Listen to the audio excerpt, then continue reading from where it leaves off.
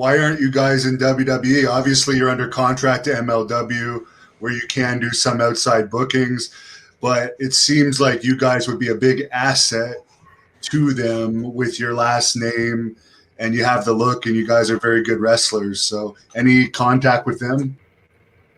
That's exactly it, man. It's pretty much that we were reached out to for an NXT tryout, and it both just wasn't. I don't know, it just didn't sit right. There's not really. It's hard to explain. You just when you have that feeling, like this kind of unsettled feeling, and we felt just like we're ready yet either. Like we just we've been wrestling for 6 or 7 years, and we were just we want to if we go to a company like that, we want to give them our best, and we didn't feel like we were at our best, and wanting us to move to Florida and stuff, and for my dad's story, family is important to us, and my dad said that you get one family and you don't get members back, and so while my dad's in his latter days, while he's 60, 65 now, we like what we're doing. We like being able to stay in Hawaii, come to his house on the weekdays, hang out, laugh, sell sheep, jump off waterfalls. This time's important to my dad. Yeah, it's important to my dad. I remember we came back. Yeah, I know. Yeah, they're just banned behind me. There's a ton of sheep right now. Yeah, but I think one important thing to say about that, and you said it a little bit. You touched on the family part. I think sometimes it's very easy for those of us in wrestling to worship wrestling like a false idol. And I think it's easy to get lost in wrestling. It's easy to get lost in all the things that come along with it.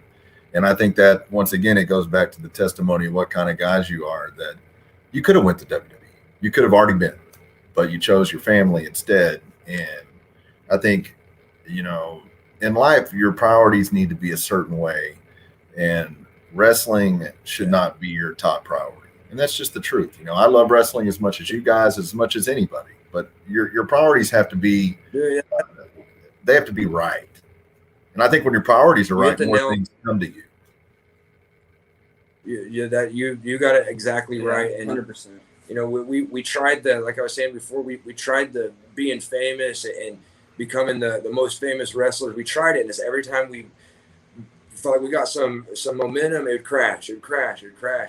And and so when I was finding my identity in wrestling, I was honestly the most miserable in my life, mentally, spiritually, and so that's why my dad's done a lot of searching. He's a man that's lost everything, and he's had everything taken away, and he's had the world. He's seen it come and go, and from his searching, he became a Christian. But we had to learn for ourselves. We had to find out for ourselves, and it was only through experiences. There's a story of us.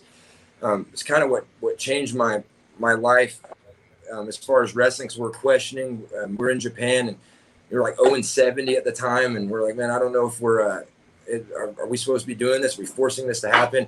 And so we got every show we got to in Japan, we'd go sneak on the roof and just get away from everybody. We're both kind of like socially shy. We just want to get away from people, and then when we get in the ring, we'll go all out.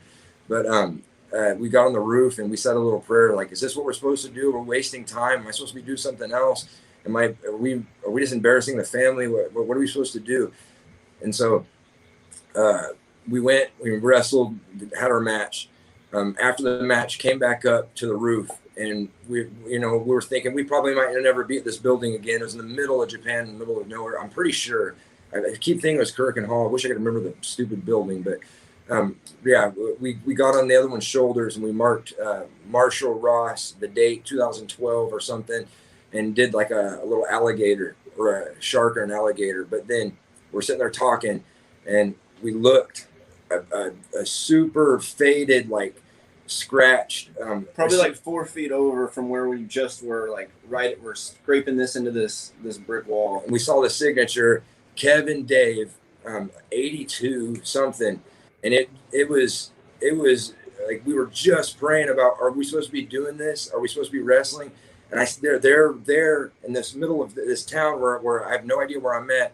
and that my family, there's a marking of my dad and my uncle right here. They've been exactly where I'm at. They were exactly my age at that time. And his first name is Kevin. My first name is David. You know? We're Kevin and David, and so when we saw that, it was just such the heaviest confirmation that you're supposed to be exactly here right now. You're exactly where you're supposed to be. Those names right there were just like, it just tripped us out. It was like, I was like God saying, this is where we're supposed to be. And that's honestly was my testimony. Because before that, I was just, yeah, there's a God up there and all this. But that was the first time I saw something that was like right in front of me. Yeah, tangible.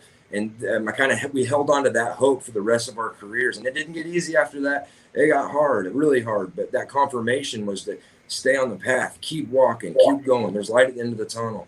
You know, we've wrestled for almost 9-10 years, and only now, not only now, but it's if we looked at it as like a success or a money thing, then whatever. But we in our heads, we're already successful and rich. You know, we're making relationships with people.